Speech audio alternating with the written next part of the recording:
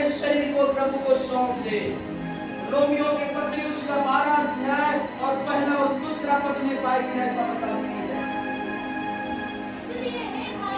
इसलिए हे भाइयों, यहाँ पर भाइयों लिखा है तो बहनों को मत भूल जाइए, जहाँ पर सबको कहा जा रहा है हे भाइयों, हे बहनों, मैं तुमसे परमेश्वर की दया को स्मरण दिलाकर विनती करता हूँ कि अपने शरीरों को कैसे जीवित, मरे हुए नहीं, वो पाप में जो मरे हुए थे वैसे पाप में मरे हुए अवस्था में नहीं, परंतु पाप के लिए मरकर धर्म के लिए जीवित करके अपने शरीरों को, अपने अंगों को जीवित और यीशु के लहू में, जिस लहू में हम खरीदे गए हैं, उस लहू में शुद्ध होकर, क्योंकि लिखा है कि यीशु का लहू हमें सब पापों से, पहला यूहन्ना की पत्री पहला अध्याय 7 पद में लिखा है यीशु का लहू हमें सब पापों से शुद्ध करता है और अपने शरीरों को पवित्र करके, शुद्ध करके और परमेश्वर को भावता हुआ बलिदान बनाकर चढ़ाओ। अपने अब शरीर को क्या करना है, हमारे इस देह को क्या करना है, जीवित करना है। इस देह को क्या करना है, ये देह पहले पाप में मर चुका है, पाप के हाथ बिका हुआ था, अब मसीह ने पाप के हाथ से हमको छुटकारा दिया, मृत्यु से और शैतान से हमको छुड़ाया है। तो इस देह को हमको धर्म के लिए, इसके लिए धर्म के लिए जीवित करके और पवित्र करके और परमेश्वर को भावता हुआ बलिदान बनाकर, बलिदान बोलने से पूजा, बलिदान बोलने से हमारे शब्दों में बोले तो पूजा करे नहीं जाता, चलो नहीं। हालेलुया। पूजा, पूजा जानते हैं ना, कौन पूजा? इब्राहिम ने पूजा अपने बेटा को, परमेश्वर ने पूजा अपना इकलौता बेटा को।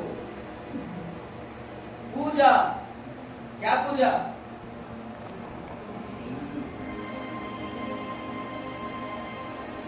कर्रा मुर्गा पूजने लगेगा तब भागी शैतान, ऐसे बोलते ना, उल्टा पाखी की मुर्गा पूजबे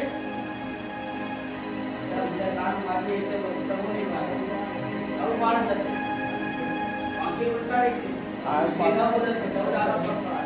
आए पास जातेगा। हालेलुया। पूजा, पूजा का मतलब क्या है? बलि, आराधना। परमेश्वर के लिए क्या करना है, अपने शरीर को बलिदान करना, अपने शरीरों को परमेश्वर के लिए क्या करना है, बलिदान चढ़ा देना।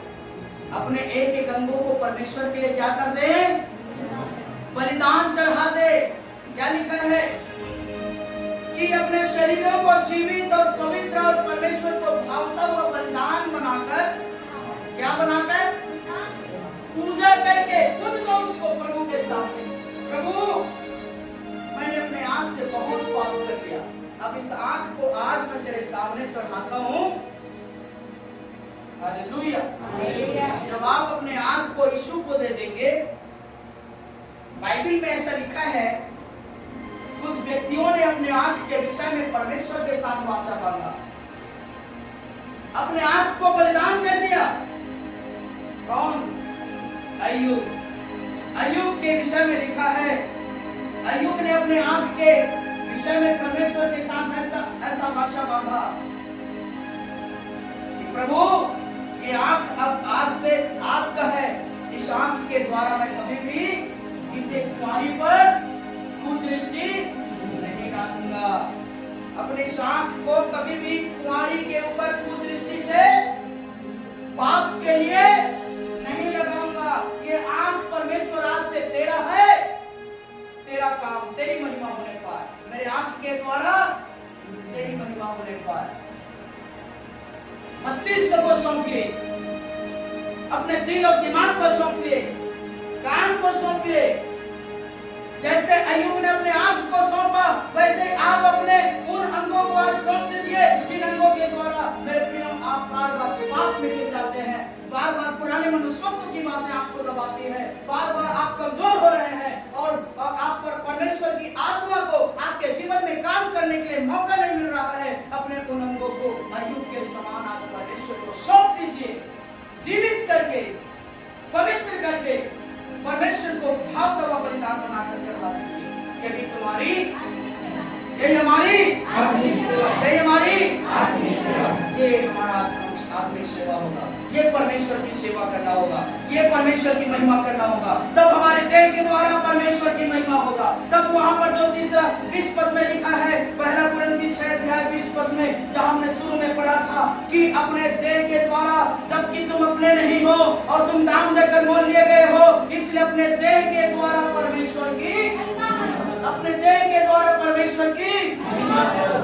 देह में आंख भी है, देह में पैर भी है, देह में हाथ भी है, देह में दिमाग भी है, देह में भेजा है।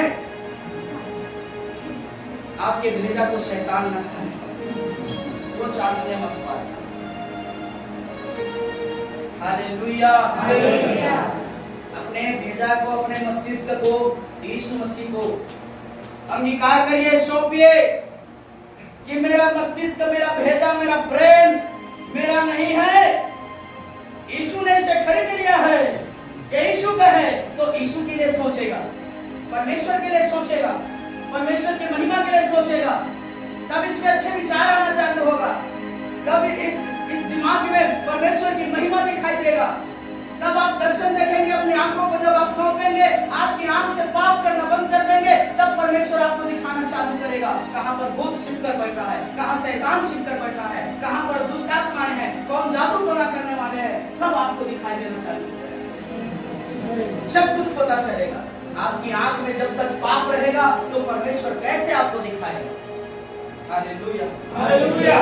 हमारे कान को सौंपिए, अपने अपने कानों को प्रभु को सौंपिए। जब तक आपके कान के द्वारा आप शैतान की इच्छा पूरी कर रहे हैं, शैतानी बातों को सुन रहे हैं, फिल्मी गानों को सुन रहे हैं, दुनियादारी को सुन रहे हैं, इस कान में परमेश्वर की आवाज कैसे सुनाई देगा। यदि आप चाहते हैं कि परमेश्वर आपको आवाज दे, आप परमेश्वर का आवाज आपके कान तक पहुंचे और आप उसे समझ जाए, तो आप समझने के लिए मस्तिष्क को और सुनने के लिए कान को प्रभु को सौंप दीजिए। यदि आप चाहते हैं कि आपके हाथ रखने से बीमार चंगे हो जाए, अपने हाथ को प्रभु को सौंपिए। समर्पण, जब तक आप समर्पण नहीं करेंगे, पवित्र आत्मा आपके अंदर वास नहीं करेगी। आप अपने देह को जब तक आप उसको देंगे नहीं, तो वो कहां से रहेगा। आप जान तो गए कि आप पवित्र आत्मा के मंदिर हैं, हम जान गए, क्या तुम नहीं जानते? जानते हैं कि जानते हैं ना? तो किसको देना, कौन रहना चाहिए, कौन रहना चाहिए? गुलाबो, तंबाकू, छोट बड़े, चाली चुगली, कौन रहना चाहिए आपके देह में? Hallelujah, hallelujah. नहीं जानते तो हमारा देह पवित्र आत्मा का मंदिर है। हमारा देह क्या है? तो इस देह में किसको रहना चाहिए? व्यभिचार, गंदे काम, लुचपन, मूर्ति पूजा, रोना, बैर भाव, लड़ाई झगड़ा, ईर्ष्या, द्वेष, मतवालापन, नीला घृणा, ये हमारे देह के लिए नहीं है। हमारा देह परमेश्वर के लिए है और परमेश्वर हमारे देह के लिए। Hallelujah, hallelujah. जब अपने देह को परमेश्वर के लिए आप समर्पित करेंगे, तो आपके देह में परमेश्वर वास करेगा। जब आप अपने अंगों को धर्म का हथियार होने के लिए प्रभु को सौंपेंगे, तो परमेश्वर आपके अंगों को अपनी महिमा के लिए इस्तेमाल करेगा। जब आप अपने पांव को सौंपेंगे, इस पांव के द्वारा प्रभु की सेवा होगा।